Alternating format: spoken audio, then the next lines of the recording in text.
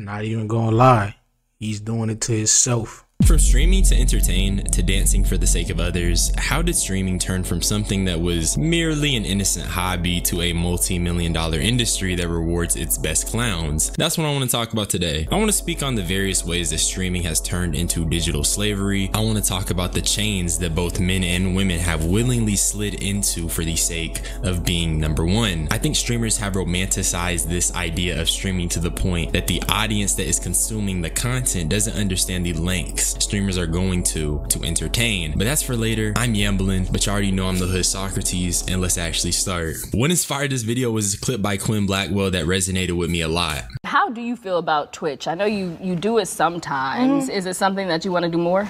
Let me see how to make this nice.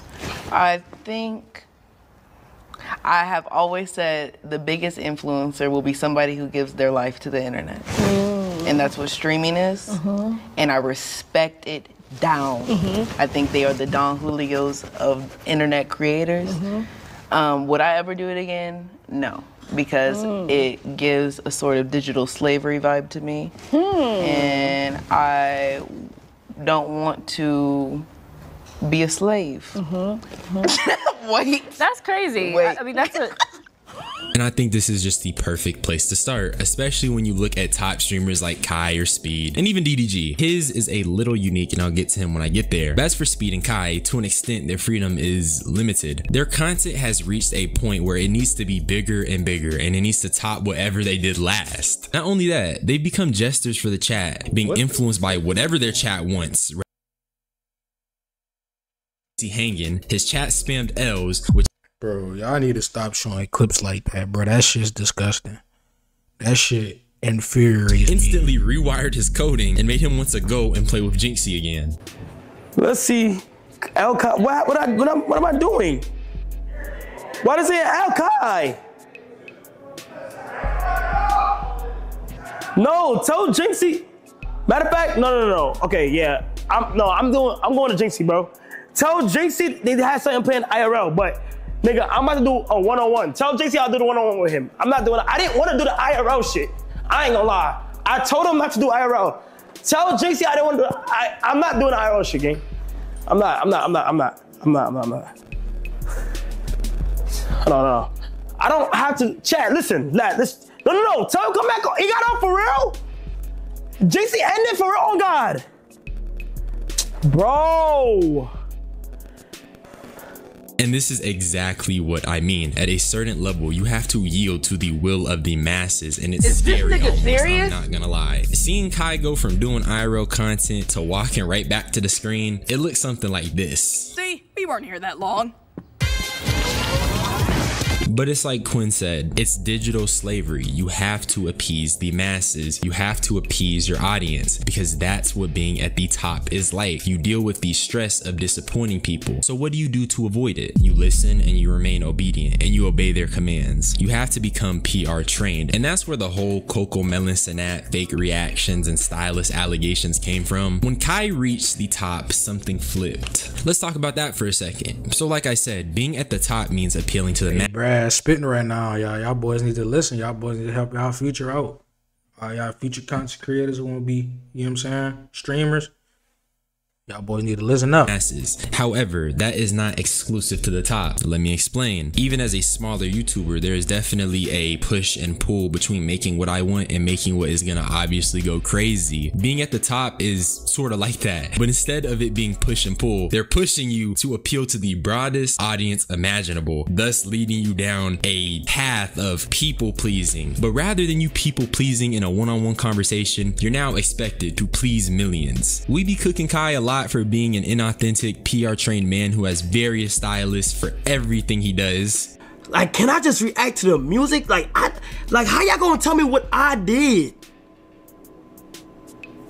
How y'all gonna? Nigga said stop lying. Nigga said, oh my. That's tough. That's so annoying, bro. Oh my God. Yeah, they gonna think this is another fake reaction. So annoying because I genuinely didn't know. Once I put something on my mother or my life. We're on a mission to give two. See, I feel like he tried to play that innocent card right there. Now they gonna think it's a fake reaction. Hey, I ain't gonna lie, fool. I think it's one. After you said that, I have to acknowledge there are definitely pressures to make content that is going to do well or to act a certain way. So I'll give him a break. But that's why being at the top is slavery, because it goes from being an underlying pressure to nigga do it. Like but the nigga do it in the scenario is basically crazy chat full of parasocials, teenagers, and basement dwelling grown men who are willing to toss their last to donate or whatever. I want to take this time to mention Adin Ross and his identity as a brand risk. And outside of Adin being a horrible human, the idea of being a brand risk is the antithesis of the digital slavery we call being a top streamer. That's because you're saying fuck you to the PR, to the sponsorships, and releasing yourself from those shackles. And one of those shackles being high production content, which is kind of heavy as a topic in and of itself. I'm gonna keep it real. I respect Adin Ross, bro. I respect him. I respect it because, like he just said, bro does what he wants, and he's still, what's the word? It starts with a P. Prevailing. He's still prevailing, and he does what he wants. That's respectable. But he was doing some questionable shit at the beginning of his career. I ain't gonna lie. He was doing some questionable ass shit. But that shit he did was Zia's that shit. Right when I said it, that's what I thought of, man. He had to chill, but he did chill. He did chill. No cap. And it's good and bad, but let's just fucking get into it. So with high production content, not only is it a shackle that limits what streamers do, it is also something that's a product of the recent reality showification that streaming is undergoing, which I have a separate video on that, but I'll be using points that I'm probably gonna repeat in that video too. Let's start with the positives though. So with CoComelon cenat's recent disappearance being time for him to prep for his anticipated Mafia-thon, it was clear he was gonna come back bigger. He's one of the guys who's currently pushing streaming forward in terms of high production. For example, his Batman Marathon stream was crazy, and even I tuned in and had a little giggle at Reggie having a tism outburst. Thing off the weapon wheel, nigga. What the? What the fuck did I just watch? Tism outburst. Thing off the weapon wheel, nigga. What the? Nah, I was practicing. I thought I had it in me. I ain't got it in me. And Kai driving around his large ass property streaming to 160,000 people with a drone camera is insane, and that's revolutionary for streaming. And I'd be lying if I said this wasn't extremely cool. This is the new era. This is the evolution of content, and that's not an inherently bad thing. It only opens up new windows. You had niggas go from streaming Fortnite to high production content at the tip of our fingers. That's the future. And even Doodoo Garbage himself was locking in on his production. This nigga had like 3-dimensional polygonal effects and shit on screen. Granted, it was used for a Gooner show though, and if y'all want a video on DDG and the game show of Doom, please comment, because yeah, we need that video, bro. I gotta react to that. I gotta tell y'all boys what y'all doing wrong, because a lot of people was telling me do some female content. I'm like, damn, I do something, but ooh, like, the content that y'all want niggas to do with females is crazy. So yeah, y'all boys gonna have to watch somebody else do that shit. You know what I'm saying? Fuck that. Peeping a little drama, and I had a few things I could add, but my point is that the high quality production is cool, but it's not everything. Cause why was Speed tweaking over his stream lagging? And I mean, he was just getting straight out of body. What the is it lagging? Well, I'm me and Tom Brady. Why is it lagging? Why is nobody saying? I'm talking to Tom Brady for 10 minutes about his Super Bowl trophies, and ain't nobody saying. Yeah, see, if I was his job, I would have pulled over real quick, had a talk with his ass. Hey, look here, buddy. look here, young man. You tripping. I would have told it, you're tripping. Calm the fuck down so I can drive this fucking car right. Fuck is wrong with you? Production! Come on! This is the moment! What is going on? And before niggas say it, I'm not dismissing how he feels. And if he paid top notch, his production team better lock in. I agree. But dog, is it that serious though? Is it that serious? Is this what streaming has come to? It's so optimized to the point niggas are crashing out at their production team. Yeah, when I hear niggas say teams, my ears start jumping. I thought this was singles, but I loaded in solo squads. But not just that, in Speed's case, production is not the only problem. That's the shackles part. This nigga has to have the highest everything. He's not allowed to have default stats no more. He has to min-max because that's what his audience wants, and that's what he has to give. That's what's expected out of him. He's shackled to the pressure of exceeding his previous achievements. And this hyper-optimized content is just getting to be far removed from what content creation originally was, which was just broadcasting yourself for real. But if you've noticed, y'all forgetting, bro. Y'all are forgetting that it's a wave. It's a wave, y'all. This is not permanent. It's just a wave.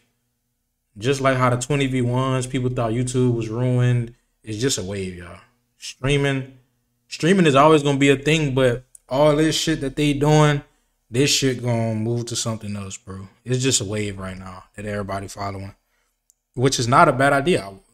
I push people to follow wave stream, nigga, but I just want people to know that it's not gonna last forever. So you get what I'm saying? There's an opportunity. You need to maximize it right now. by now it's nuanced, like that's many what you want to things. do. But that's still crazy because I'm not crashing out about that, and that's facts. But do you remember when Jacksepticeye talked about Mr. Beast ruining YouTube?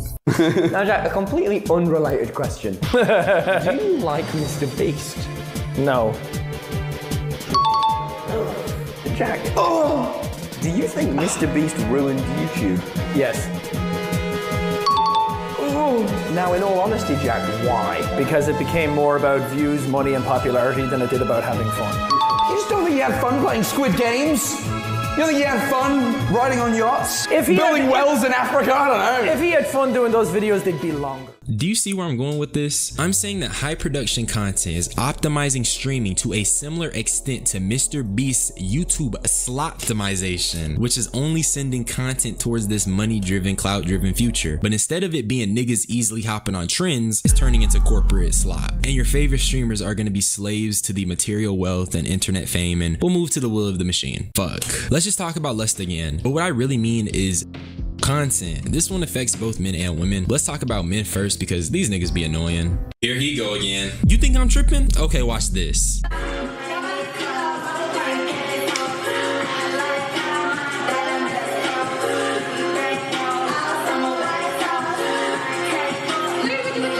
And y'all want to know what's even crazier? People told me I was tripping for having DDG as my thumbnail, or that DDG don't even be doing girl content for real, and that I don't watch him. Bro, it's the game show of doom, lust, and despair for a reason. This type of content is genuinely Karapika's Ninchain. It has the streaming community binded so tightly. And why? Niggas scroll their timeline and they find a shorty throwing it back, but it's on a stream? And I won't keep harping on how it's weird for kids because that's obvious, but let's just talk about how everything is becoming. I'm not saying people can't enjoy explicit content or get or whatever, you feel me? I'm a nigga, I mess with it, but nobody got class though. Nobody classy with it anymore. It just feels like it's an easy content trap that's obviously getting milked, and it's also content that's just being served with no substance. But get this, I think it isn't just how the content is, but it's the manner in which women are shorty twerking on the table, not realizing she is being viewed as a piece of meat. And personally, I'm not trying to view content that is serving me women on a plate like their food, but I can always harp on the niggas, but women be feeding into this type of content just like the men. But the funny thing is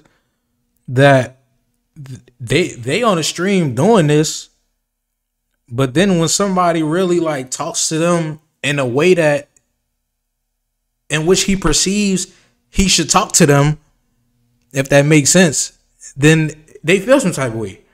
But it's like, motherfucker, you're on the internet showing me all this shit. Like, you want me to talk to you like this. But then when I talk to you like this, it's a fucking problem.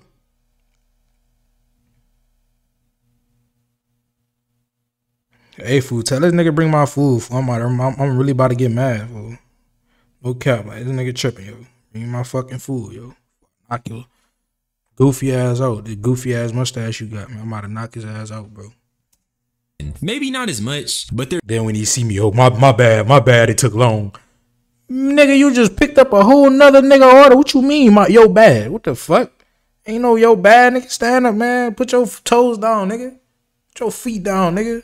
Put your 10 toes, nigga. Hate when niggas be acting like hoes, man. Fuck out of here, man. definitely to blame as well. Even on DDG's show, India Love had to tell shorties to stop. Hold on, y'all. Cause he really spitting right now. Cause this is real facts. Y'all boys need to stop this shit, fool. And this is what that 20v1 shit was doing to people. It was making people want to watch content like this. Those. Want to see more of on the show though, instead of all this the dream big that's going on. I wanted to see ladies being more attentive towards him. Like, y'all know he loves cheeses. Where the f is cheeses at? And when you got India Love telling you to chill out on the, you're doing something insanely wrong. Exactly. Cause do y'all know who India Love is? All right. But before I continue, I gotta say shout out to my nigga Omar because he inspired this section specifically. He made a wonderful video about the current state of female streaming, and obviously it's in the gutters, so let me talk about it for a little bit. Back to India Love, she was right, I'm not gonna lie, but she herself is shackled to the lust. You know what my motto is? There's a bitch that turns 18 every day, okay? So you need to be on your shit because a bitch turns 18 every day, and I'm not gonna be the bitch that used to be the cool. No, I'm gonna always be the cool forever and ever and ever, and y'all gonna know me as the original cool LA. That's just what it is. You see how because she wants to remain #1, she wants to be at the top, she has to absolutely embarrass herself? Because what do you mean at almost 30 years old, India Love is competing with teenagers? Do you understand what I mean? Streaming is digital slavery because streamers are bound to certain actions and behaviors that help them remain on the top. These things will influence how they navigate and express themselves publicly. What the fuck are we doing, bro?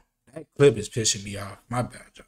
Coming from the pressure of that chain. Sells, so why not keep doing it? Why not take the shortcut and blow up? I made a video on a shorty named Samaya, and her issue was that people considered her the community ball, but that's because she kept being in these lustful atmospheres. But why? Because she's shackled to that content. That's what goes up, so that's what she feels compelled to do. So everyone I've discussed today, in one way or another, is probably doing something because they feel compelled or they feel controlled by the— Hey bro, fuck that, bro. We out, bro. They keep showing it, bro. We out, bro. Fuck that, man.